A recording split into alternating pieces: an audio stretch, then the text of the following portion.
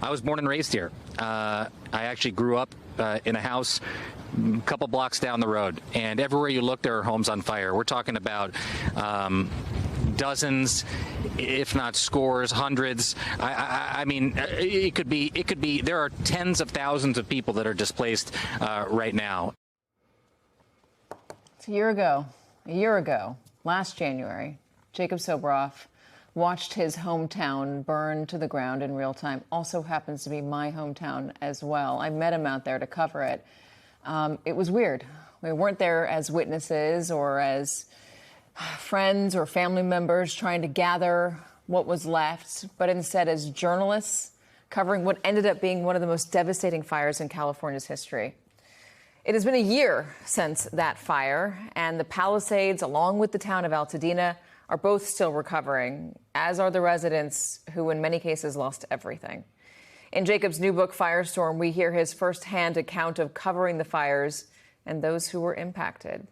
Jacob Soboroff, an MS Now senior political and national reporter, joins us. Jacob, we've been trying to talk about this book all week, and I'm sorry it's taken us so long. Breaking news kept getting in the way.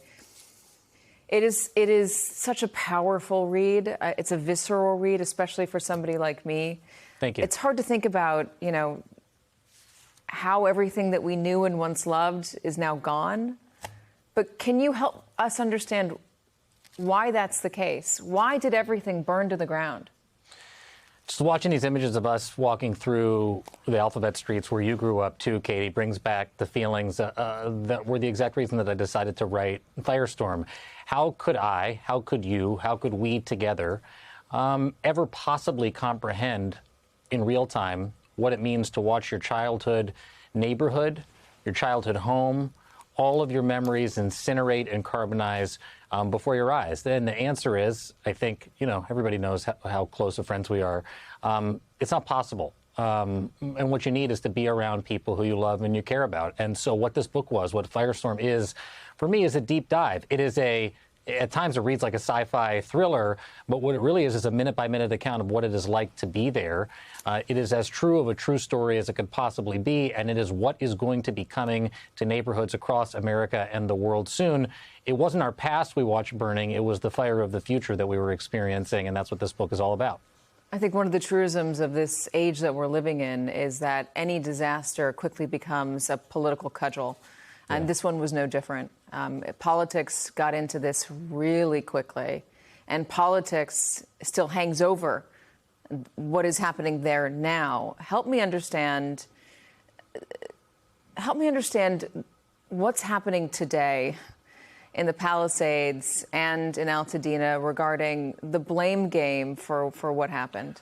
Well, it's a continuation of what we were experiencing. You and I remember being live on the air, standing side by side with you up over the Palisades at the vantage point that looked down over the village. And at the time, we were talking about conspiracy theories about why water had run out in the Palisades. And in this new age of disaster, as a senior emergency management official told me here in Washington, D.C., actually, when I was here to cover the White House cover the layoffs under the Doge regime at the beginning of this administration, around the time of the White House Correspondents' Dinner, the fire of the future is made up of multiple phenomenon. Of course, it's the global climate emergency. Of course, it's our infrastructure falling apart. And there was the reservoir in the Palisades that was empty, and the steel lattice towers in Altadena that were dormant but still sparked and caused the fire. Changes in the way we live, the electric car batteries that we saw explode all around us. But politics of misinformation and disinformation. And at the time you and I were there, as Elon Musk was pushing conspiracy theories about why the water had run out, as was the president-elect at the time, Donald Trump. And that all continues into this day. The recovery effort has been stymied because of the politics of blame and misinformation and disinformation. Gavin Newsom told me in an interview that you played here on our network just last week that he can't get money to pay for the rebuilding process because this administration, he believes, is trying to retaliate against him for his political positions that he has that are contradictory to the administration on issues like immigration. One of the things that I think is so important about this book is that you document people and how they've lost everything and the impacts of even workers, but you also talk very honestly about how it affects firefighters. How it affects their health, their well-being, the well-being of their own families. Tell me about those stories.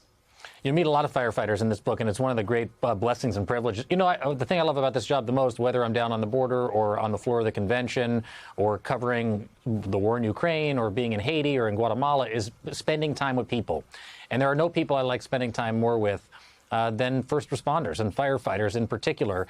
And the firefighters you will meet in this book, people like Nick Schuler from CAL FIRE, who said to me that this was the only fire he's ever been in where he believed he might get cancer because of what was burning amongst those 16,000 structures that killed 31 people, maybe 400 people, by the way, if you look at excess mortality, according to some of the medical literature that's out there. You'll meet Tim Larson from Station 23 down at the bottom of the Palisades, Eric Mendoza from Station 69 in the middle of the village where you and I spent so much time as kids. You're going to meet Jake Torres and Gunnar Alves and Joshua Swaney from LA County firefighting in Altadena. You're going to meet Robert Garcia from the U.S. Forest Service.